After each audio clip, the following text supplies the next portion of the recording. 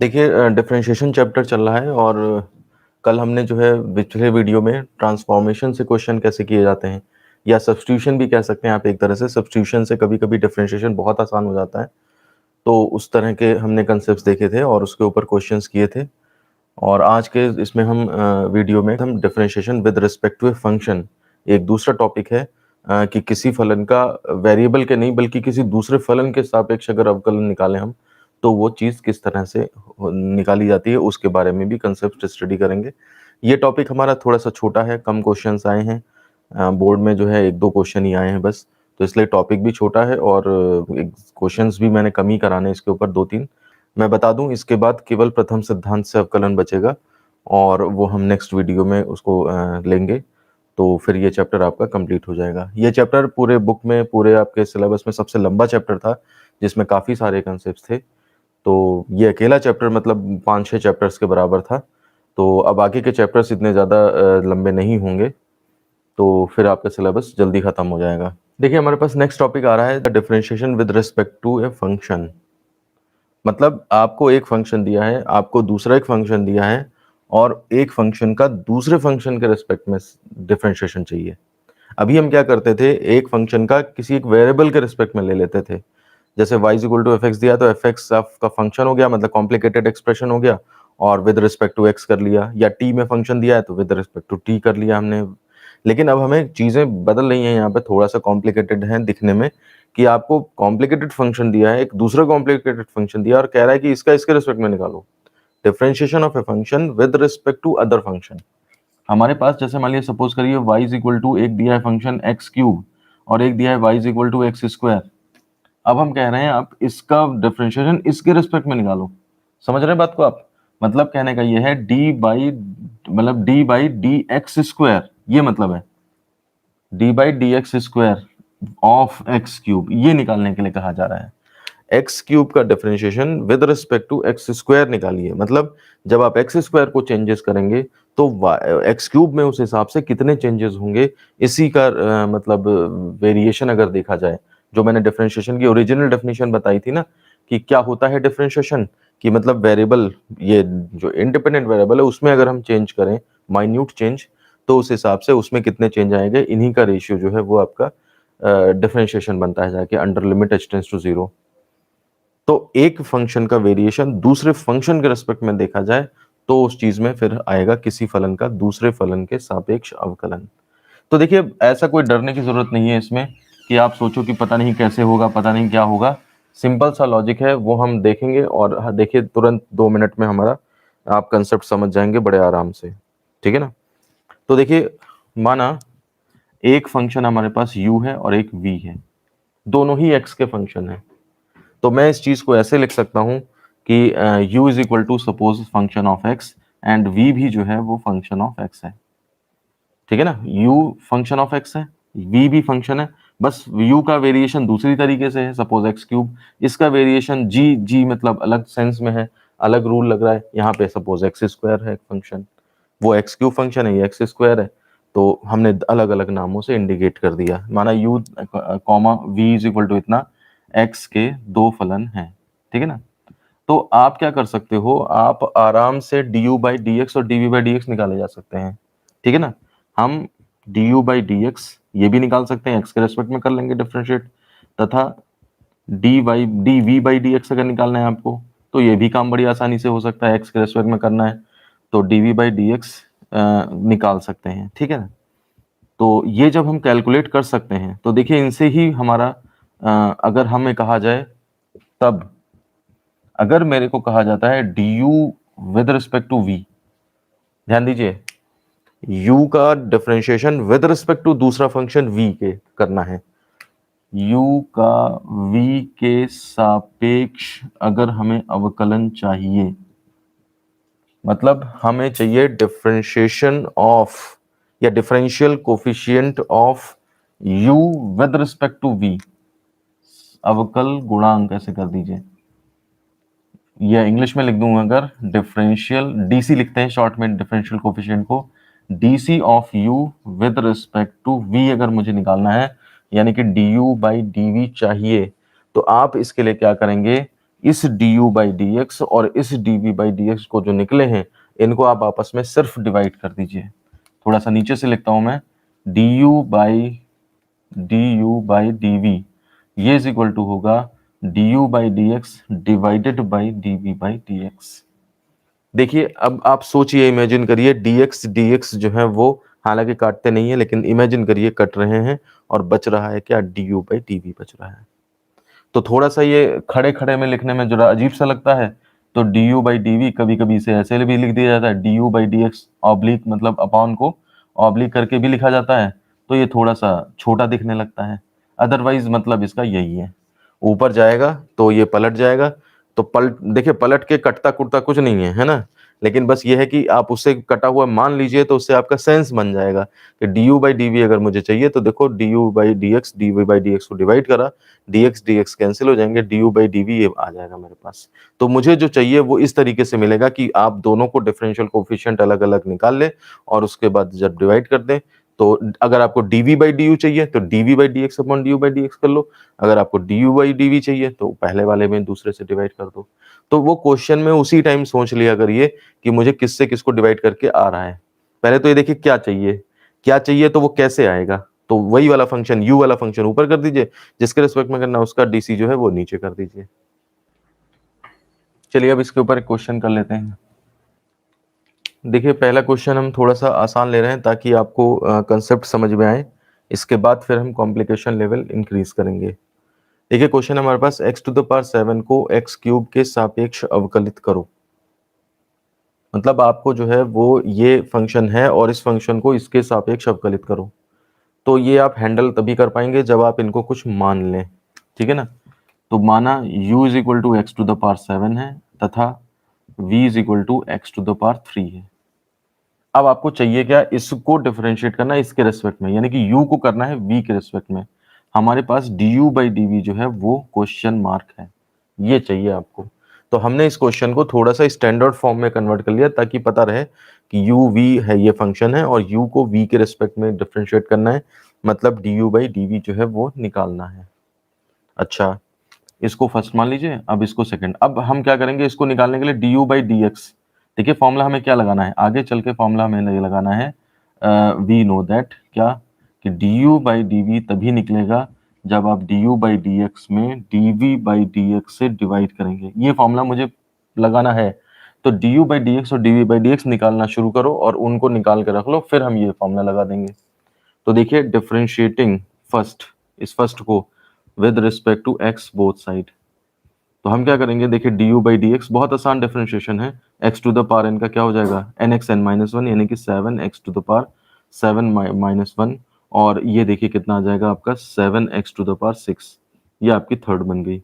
ऐसे ही सेकंड को भी करके रख लो, differentiating second with respect to x both side, ठीक है ना। तो उस केस में ये हो जाएगा dv by dx is equal to d by dx of x cube यानी कि 3x to the power 3 minus 1 यानी कि 3x स्क्वायर, ये इक्वेशन नंबर 4 आ गई।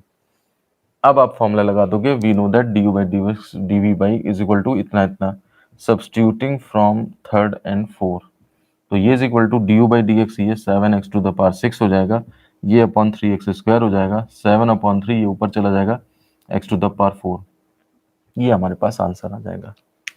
तो देखिए मेथड थोड़ा सा क्या निकालना है उसी के नाम में कॉम्प्लिकेशंस हैं बस, अदरवाइज उसके ट्रीटमेंट में कोई दिक्कत नहीं है, सिंपल सा फॉर्मूला, सिंपल सा तरीका और आसानी से क्वेश्चन सॉल्व हो जाएगा। तो ये देखने में लगता है कि किसी फंक्शन का दूसरे फंक्शन के सापेक्ष अवकलन निकालना पता नहीं कैसे क्या तरीका लगेगा, लेकिन आप देखिए सिंपल सा प्रोसीजर है, आप इस प्रोसीजर को ध्यान रखिए। हमने कैलकुलेशन इसीलिए सिंपल ली है ताकि आप प्रोसीजर ध्यान रखें कि क्या क्या करके किसको डिवाइड करके कैसे आंसर आ रहा है। देखिए एक चीज इसमें और बता दूं, कभी कभी किसी क्वेश्चन में, किसी भी डिफरेंशिएशन के क्वेश्चन में ये चीज लगाई जा सकती है कि x टू द पावर 7 का x क्यूब के सापेक्ष x इक्वल टू हाफ पर अवकल गुणांक ज्ञात करो, ठीक है ना। ये चीज अगर इस तरह से पूछ दी जाए तो हम क्या करेंगे,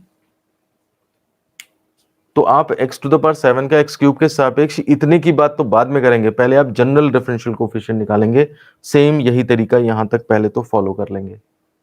तो अब मेरा ये आ गया है du by dv is equal to इतना, चाहे जितना x हो ये इसमें इतनी वैल्यू आएगी।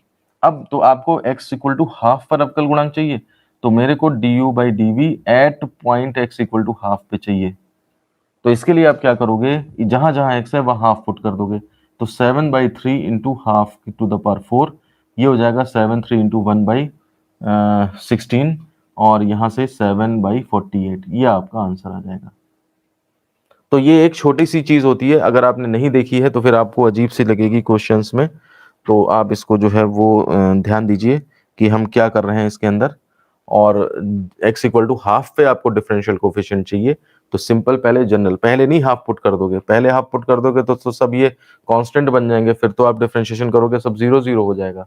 x इक्वल टू हाफ सबसे लास्ट में पुट करेंगे जाकर के हम, जहां पर डिफरेंशियल कोफिशिएंट निकल जाए, फिर at x equal to half चाहिए, तो x इक्वल टू हाफ पे आप x की जगह हाफ पुट कर देंगे, आपको x इक्वल टू हाफ पे डिफरेंशियल कोफिशिएंट मिल जाएगा। तो ये चीज किसी भी क्वेश्चन के साथ जोड़ी जा सकती है, आपको वो हैंडल करना आना चाहिए, हमने उसके बारे में डिस्कशन कर लिया है। देखिए ये क्वेश्चन आप घर से करिएगा। tan इनवर्स x का अवकल गुणांक sin इनवर्स x के सापेक्ष x इक्वल टू हाफ पर ज्ञात कीजिए। तो पहले आप tan इनवर्स x को u मान लेंगे, sin इनवर्स x को v मान लेंगे, du बाई dx निकालेंगे, dv बाई dx निकालेंगे, फिर du बाई dv निकालने के लिए आप दोनों डिफरेंशियल कोफिशिएंट्स को डिवाइड कर देंगे, आपके पास फाइनल डिफरेंशियल कोफिशिएंट आएगा। वो नहीं पूछ रहा है हमें, हमें तो वो x इक्वल टू हाफ पे पूछ रहा है। तो जब du बाई dv निकल आएगा तो उसमें आप x equal to half put कर देंगे, तो आपका differential coefficient x equal to half पे निकलेगा। आंसर आपका 2√3/5 आना चाहिए, जैसा कि बुक में दिया हुआ है। तो इसको ट्राई करिएगा आप घर पे और मुझे बताइएगा कि अगर कोई प्रॉब्लम है तो फिर हम इसे करवा देंगे। देखिए नेक्स्ट क्वेश्चन भी आप घर से ही ट्राई करोगे। x टू द पावर 6 का x स्क्वायर के सापेक्ष अवकल गुणांक ज्ञात करो। आंसर इसका 3x टू द पावर 4 आ रहा है। ये तो बिल्कुल मैंने कराया था उसी तरह का है।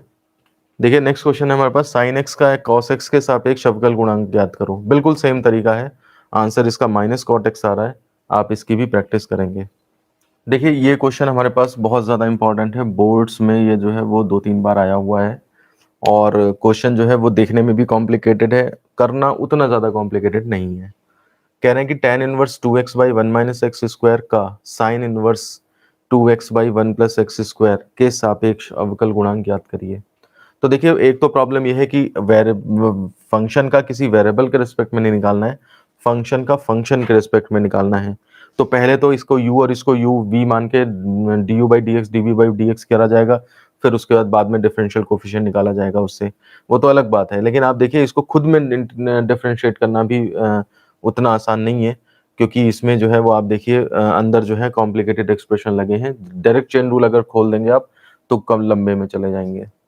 तो इसका तरीका वही है। देखिए अब आप यहाँ पे ट्रांसफॉर्मेशन मेथड जो है वही अप्लाई होगा। यहाँ पे आपको साफ साफ नजर आ रहा है tan 2 थीटा का formula 2 tan theta upon 1 minus tan square theta होता है, ठीक है ना। और ये वाला फॉर्मूला जो है वो आपका जो है सिंपल कौन सा बन रहा है, ये आपका sin 2 थीटा का फॉर्मूला बनता है 2 tan theta upon 1 plus tan square theta.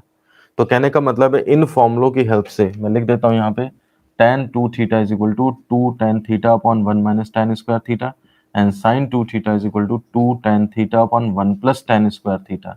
ये इस तरह से ये फॉर्मूले बनते हैं, इनके हेल्प से आप ट्रांसफॉर्मेशन करेंगे और तब जाकर के अलग अलग डिफरेंशियल कोफिशिएंट निकलेंगे। तो ये क्वेश्चन आपका बहुत अच्छा क्वेश्चन है, जो कि हमारा ट्रांसफॉर्मेशन वाली क्वेश्चन प्रैक्टिस भी इस वीडियो में हुई है, और differential coefficient with respect to other function, तो वो भी चीज, दोनों कंसेप्ट हमारे इसमें लग रहे हैं। ध्यान से देखिए इस क्वेश्चन को हम कैसे करेंगे। ये आप let u is equal to मान लेंगे आपका tan inverse 2x upon 1 minus x square, and v is equal to आप मान लेते हैं sin inverse 2x upon 1 plus x square, ठीक है ना। ये इक्वेशन नंबर फर्स्ट और ये सेकंड हो गई। अब देखिए du बाई डी एक्स निकालना है, लेकिन डिफरेंशिएशन करने से पहले हम इसे सॉल्व करेंगे, ठीक है ना। तो हम हेडिंग डाल देते हैं फॉर u। तो u के लिए हम क्या ट्रीटमेंट कर रहे हैं, ठीक है ना। तो हमारे पास u इतना है, और इसमें हम मान लेते हैं x equal to tan theta मान लेते हैं। तो इसका मतलब ये हो जाएगा हमारा थीटा इज इक्वल टू कितना, tan इनवर्स x। चाहो तो आप इसे थर्ड फोर इक्वेशन नंबर मान लो। तो हेंस इक्वेशन फर्स्ट बिकम्स, तो फर्स्ट हमारी कितनी हो जाएगी, देखिए u is equal to tan inverse, और यहाँ पे tan 2 tan theta upon 1 minus tan square theta. तो ये हो जाएगा tan inverse tan 2 theta tan inverse हो गया 2 थीटा बचा है, u is equal to 2 theta. अब थीटा की वैल्यू डाल दीजिए, तो ये u is equal to substituting from 4, तो u इज इक्वल टू आ जाएगा 2 tan इनवर्स x। अब इसको डिफरेंशिएट कर दीजिए विद रिस्पेक्ट टू x, क्योंकि मेरे को तो अल्टीमेटली du बाई dx चाहिए ना, तभी तो बाद में जाकर के मैं फंक्शन टू द फंक्शन करूंगा। तो ये हो जाएगा du by dx is equal to 2 tan inverse x का 1 बाई 1 प्लस एक्स स्क्वायर। ये मेरे पास इक्वेशन नंबर 5 बन जाती है। ये du बाई dx निकाला है मैंने। अब मैं v के लिए काम करना शुरू करता हूँ, dv बाई dx निकालता हूँ। ये पूरा क्वेश्चन एक समझ लीजिए, एक क्वेश्चन है ट्रांसफॉर्मेशन का, ऐसी दूसरा क्वेश्चन में ट्रांसफॉर्मेशन को सॉल्व करूंगा, फिर मैं फंक्शन टू द फंक्शन पे आ जाऊंगा, जो ये तीसरा कंसेप्ट है कि इसका इसके सापेक्ष निकालना है। ठीक है ना, हमें u, ये ध्यान रखिए, हमें यहाँ पे लिख देता हूं मैं, हमें du बाई dv निकालना है, ये ध्यान रखिएगा, निकालना है। ये क्वेश्चन में लिखने की जरूरत नहीं, आपके दिमाग में होना चाहिए, du बाई निकालना है, इसलिए हम क्या करेंगे, du बाई dx और dv बाई dx ये सब निकालेंगे। तो du बाई dx, u के लिए काम शुरू किया, और ये देखिए आपका du बाई dx आ गया। अब इसे हम v को लेते हैं, तो फॉर v कैसे होगा देखिए, अब v को लो आप, तो इसमें क्या है, x को tan थीटा मान लो, let x equal to tan theta. Equation number, हालांकि वही चीज है, लेकिन आप दूसरे के लिए हो सकता है ऐसा क्वेश्चन आ जाए जिसमें tan नहीं कुछ और पुट करके बने, तो इसलिए आप दोबारा इसे ही मान लो, इक्वेशन नंबर 6, और यहाँ से implies that theta is equal to tan inverse x, ये आपकी इक्वेशन नंबर 7। तो हेंस इक्वेशन नंबर कौन सी आपकी, जो कौन सी है, सेकंड वाली, सेकंड बिकम्स, तो ये कितनी बन जाएगी, तो ये वाली जो होगी v equal to sine inverse 2 tan theta upon 1 plus tan square theta. देखिए इस फॉर्मूले को चेक भी कर सकते हैं आप कि वो वही आ रहा है, 2 sine theta upon cos theta upon 1 plus tan, तो यानी कि sine square theta upon cos square theta. तो ये बन जाएगा आपका, नीचे देखिए 2 sine theta upon cos theta upon cos square plus 1, और ये कॉस स्क्वायर थीटा ऊपर पहुंच जाएगा, तो कॉस से एक कॉस कट गया, 2 साइन थीटा कॉस थीटा यानी कि साइन 2 थीटा बन रहा है। तो अगर कभी फॉर्मूले में कंफ्यूजन होने लगे तो आप इस तरह से चेक कर सकते हैं। तो ये देखिए सीधे साइन इनवर्स और ये साइन 2 थीटा बन जाएगा, साइन साइन इनवर्स हट जाएंगे तो आपका 2 थीटा केवल बचेगा। 2 थीटा को जो है वो आप क्या रख लेंगे यहाँ पे, tan इनवर्स x, तो v इज इक्वल टू आपका जो है वो 2 tan इनवर्स x आ जाएगा। अब आप क्या करेंगे, dv बाई dx निकालना है, तो इसलिए डिफरेंशिएटिंग बोथ साइड लिख देंगे। तो देखिए differentiating both side with respect to x, with respect to x, तो ये हो जाएगा आपका dv by dx is equal to, और 2 tan इनवर्स x का 1 प्लस एक्स स्क्वायर। देखिए बहुत अच्छी बात है कि हमारे पास du बाई डी भी उतना ही आया है और dv बाई dx भी उतना ही आया है। ये 5 है जो पुरानी निकली हुई है, और ये नई है जो अभी निकली हुई है, इक्वेशन नंबर 6। ठीक है ना, तो इसमें आप देखिए अब थोड़ा सा हम आगे और बढ़ें, और बस हमें क्या करना है, इसको भी मैं मिटा देता हूँ, उन दोनों इक्वेशंस को रहने देता हूँ, और ये चीज़ इधर से ये मिटा देता हूँ।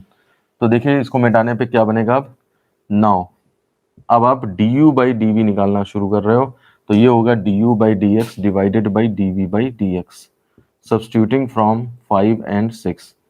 तो देखिए वैल्यू रख दीजिए 1/2 by 1 plus x square divide by 2/1 plus x square, पूरा का पूरा कट जाएगा, चाहे पलट के काट दो, तो यानी कि du बाई डी हमारे पास कितना आ गया, 1। ये आपका आंसर हो गया।